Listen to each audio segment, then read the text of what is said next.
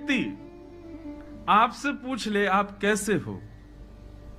कई बार ऐसा होता है कि जब हम बहुत पीड़ा में होते हैं ना, बहुत दुविधाओं में होते हैं, बहुत व्यस्त होते हैं, सबको लगता है हम बड़े सुखी हैं, हम बड़े व्यस्त हैं, हम बड़े अच्छे हैं, हमारा सब बहुत बढ़िया चल रहा है, लेकिन उस बीच में कोई प्रेम से आकर के पूछ ले आप कैसे हो, फिर शब्द नहीं आते, फिर तो आंसू आते हैं कि किसी ने पूछा कि मैं कैसा हूं।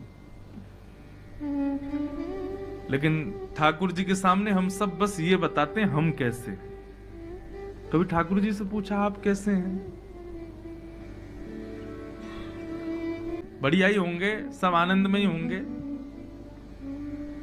ये सब शास्त्रीय पद्धति से ठीक हो सकता है, हमारी ब्रज की पद्धति में ये सब नहीं चलता। हमारे ब्रज में तो वो लाला ही है, और जैसे सबको कष्ट है, जैसे सब दुखी हैं, जैसे सबको कोई ना कोई पीड़ा है, ऐसे हमारे लाला को भी कोई ना कोई पीड़ा वैसे तो कभी ना हो।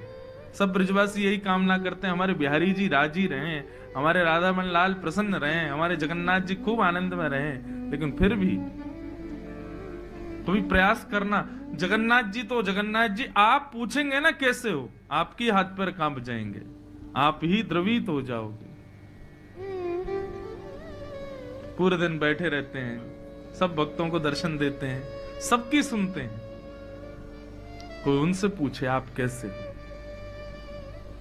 माधवदास जी का ये स्वभाव था, वो जब भी जगन्नाथ जी के सामने जाते थे तो जगन्नाथ जी की राजी पूछते थे आप कैसे हो ठाकुर जी, आज भोग लगा ढंग से, आज पुजारियों ने कोई त्रुटि तो नहीं करी, आपकी सेवा बढ़िया चल रही है, वस्त्र आपको सुख तो दे रहे हैं, कोई कष्ट तो नहीं।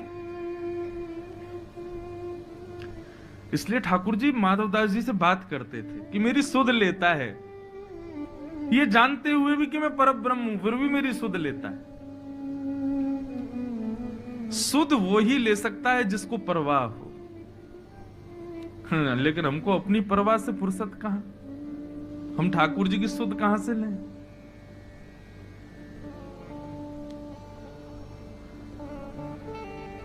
माधवदास जी ठाकुर जी के समीप गए, ठाकुर जी से बोले राजी हो ठाकुर जी? जगन्नाथ जी बोले खूब प्रसन्न है, प्रसाद भोग बढ़िया आरोग रहे हैं आप? बोले बहुत आनंद में। माधवदास जी बोले ठाकुर जी मेरी एक इच्छा हो रही है। बोले क्या? बोले कि मैं वृंदावन जा रहा हूं आपकी लीला भूमि का दर्शन करने।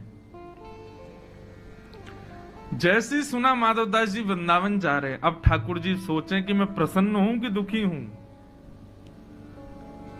ठाकुर जी मौन हो गए, कुछ नहीं बोले। माधवदास जी बोले आप कुछ कहेंगे नहीं, हम वृंदावन जा रहे हैं।